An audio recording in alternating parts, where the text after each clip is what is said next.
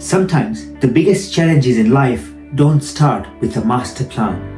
They start with a question, a tiny experiment. And this is the title of the book that I just finished reading called Tiny Experiments by Anne-Laure Le Cunff, How to Live Freely in a Goal-Obsessed World.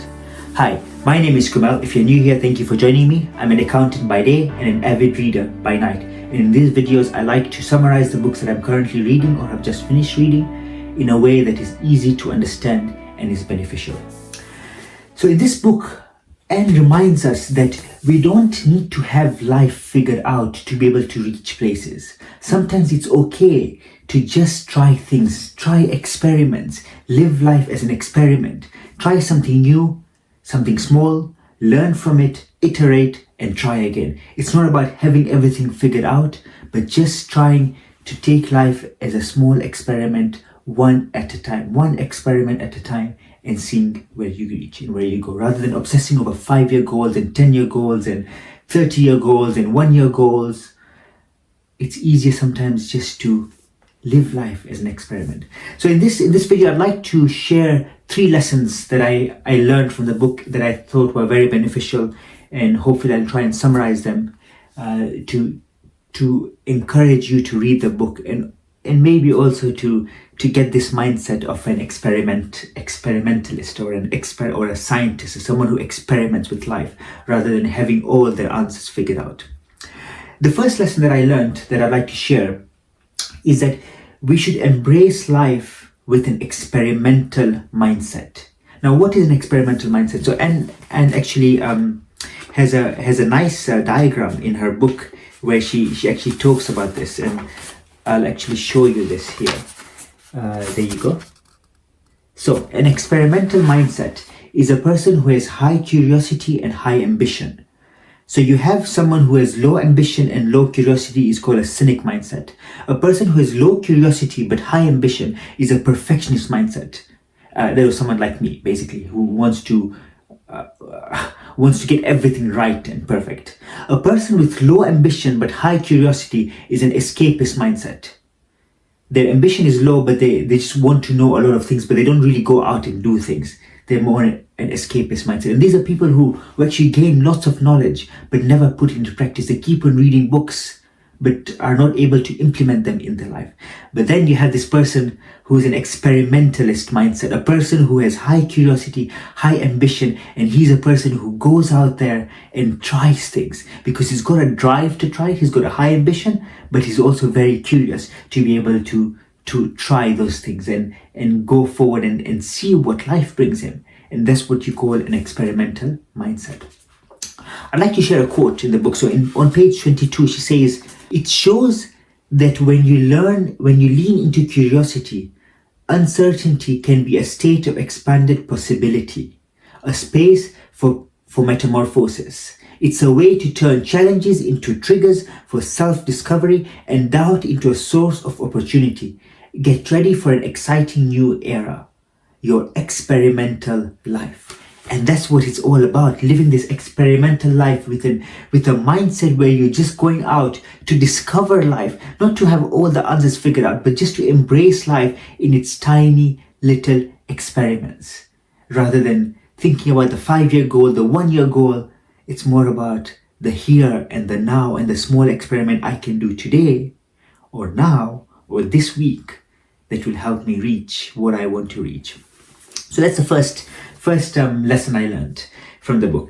The second one, so she introduces this concept of liminal states, a very interesting concept that I think I really enjoy that idea. I really like that idea of liminal states. This is a state where you are in the in-between zone, when you are between jobs, between relationships, between your phases of life, between the different seasons of your life. And it's this area of being uncomfortable. You don't really know what's happening in your life. You're not really sure where your life is taking you. And these are the most uncomfortable times and uncomfortable areas of people's lives, because this is a time where people dread this because they're in between. They don't know what's happening. And it's basically because they're used to their comfort zone.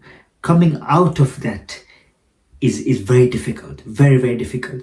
And she basically says, why don't we embrace this as a playground? That's what she calls it, a playground, where you experiment and you discover things about yourself, which will hopefully help you in your personal journey, in your personal transformational journey, to be able to reach somewhere that you want to reach. Because this is the perfect time when you're in this liminal state where you're not fixed on either side. You're just in limbo, this liminal state. And that's where transformation can happen.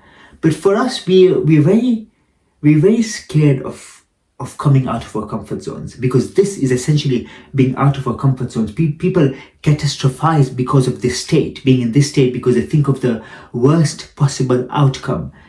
And that's why they don't like being in this state. I've got a book that I'm planning to read. It's called The Comfort Crisis, Michael Easter. So this book is basically about how we are so used to our comfort zones that we sometimes create crises in our life because we're just stuck, because we just want to be in the comfort zone. But the whole point is you got to come out. And these liminal states are an ideal opportunity for one to be able to come out of those states and become a scientist, a person who investigates life, who tries to see what life has to offer. So I'd like to read some parts of the book which are interesting, to be honest. So she talks about the liminal space. So this liminal space is an in-between territory where the old rules governing our choices no longer apply. But we also don't have the new rules because we don't know what the new rules are, but the old rules we know don't apply anymore. Life is full of these moments, and the degree to which we learn to reap their lessons is the degree to which we grow and improve our lives. In fact, uncertainty has been found to cause more stress than inevitable pain. When we don't know what's coming, we overthink every possibility and we conjure the worst case scenarios. This is catastrophization. And why? Because we're used to the comfort zones. That's the whole point of the comfort crisis, where we're so used to the comfort zones that we are scared to come out of these comfort zones. But she's saying, why not embrace it? Why not use them as playgrounds to be able to experiment, to discover what you want, to find who you are through these liminal states, these areas of our lives where we're in between stages and we don't know what we're doing with ourselves. And liminal states doesn't have to be a life-changing moment like moving jobs, moving relationships, moving countries. It could be moving from one project to another. It could be, I don't know, going from a phase of life where you are not a father to where you are a father, right? In between state where your child isn't born yet, but it's going to be born.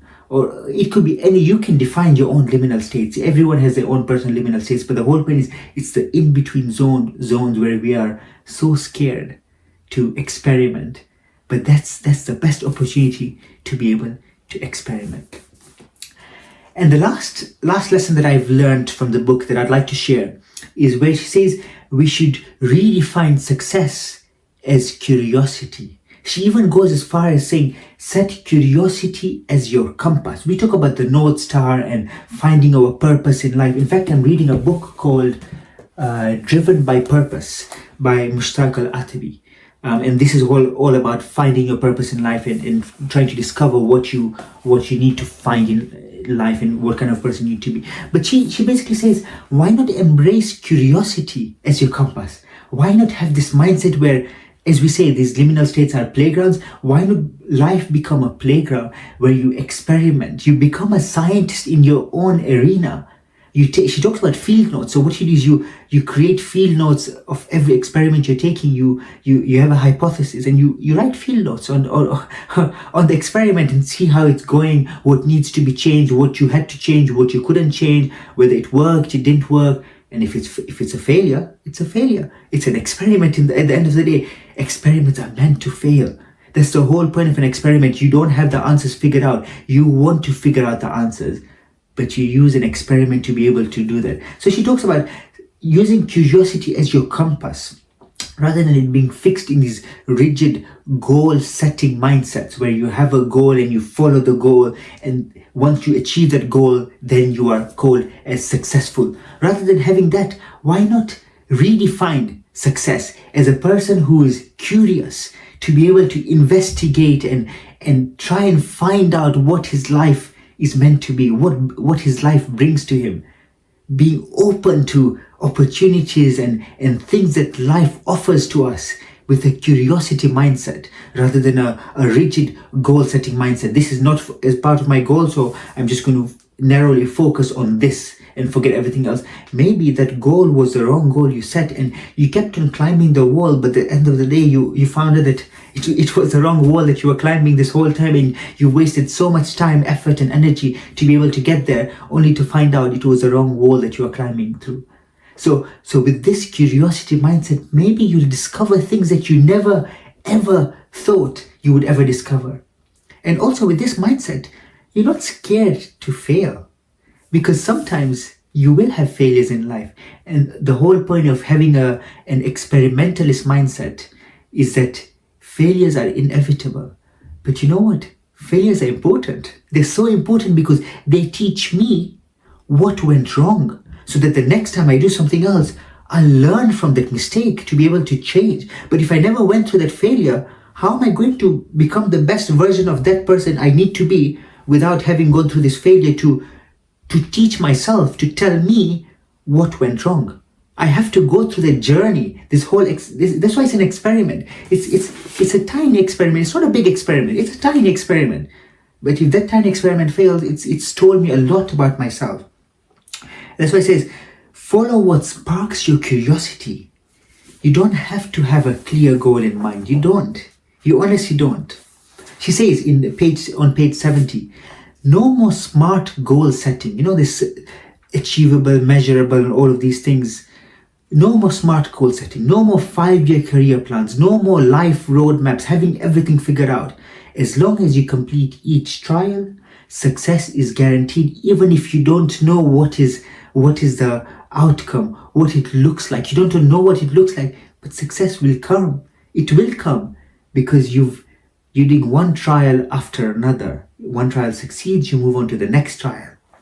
You now have access to the power of experiments rooted in your own curiosity. That's powerful. Honestly, it's so powerful. I'd like to read end with a small section in the book. Towards the end, she talks. So the last chapter, she actually titles the last chapter as. Let's have a look. Let's see what the title is. Living Beyond Your Legacy. So she talks about living beyond your legacy, where she says, your life is made for your searching, not for a predefined destination, but for the joy of discovery and the satisfaction of knowing that your efforts are making a positive difference in the world. So go forth and explore with an open heart, with an open mind and a generous heart. Wow, that's so powerful. So powerful. Honestly, it's such a great way of looking at life. Let me repeat it. She says, your life is made for your searching, not for a predefined destination, a predetermined destination, but for the joy of discovery and the satisfaction of knowing that your efforts are making a positive difference in the world. So go forth and explore with an open mind and a generous heart. And then she ends with a conclusion. And the conclusion is, hello, experimental life. And that's the whole point of living this kind of life. It's no more about looking at the finishing line, no more about measuring time based on outcomes. Look at more about process. Embrace imperfection. Things won't go to plan. It's all right. It's an experiment. Design growth loops. It's all about growing through those challenges. Celebrate the process as much as the success that follows. Let go of your legacy. It's not about living like a life so that in your obituary you are remembered as a person who achieved this and that. It's not about that. It's about your small experiments to live a fulfilled life in the moment. Because life is all about the moments. Nothing is guaranteed. She has a section called Dance with Disruption. There might be some disruption. Embrace it. Dance with it. Take it full on, head on. Because it's all about trying your best to live a life that is experimental. She says, you are the lead scientist of your life.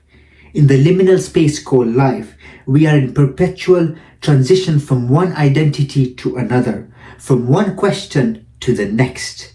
A succession of twists and turns, each an opportunity to learn about the world and connect with others. Success is a lifelong experiment of discovering what makes you feel most alive. What makes you feel most alive. Oh my God, it's so beautiful. It's honestly such a well-written, easy-to-read book, and a transformational idea, because I think I was stuck in a goal-setting mindset for the longest time. And sometimes it's okay to have experiments. It's okay to embrace life as an experiment rather than having a rigid goal. So, if you're in a season of uncertainty or just feel like you're waiting for the perfect time, read this. Let it give you the permission to experiment, to grow one step at a time. Tiny experiments change how I think about growth, and it might just do the same for you. So please do read it if you'd like to, because I think it might change your life. Until next time, see you soon.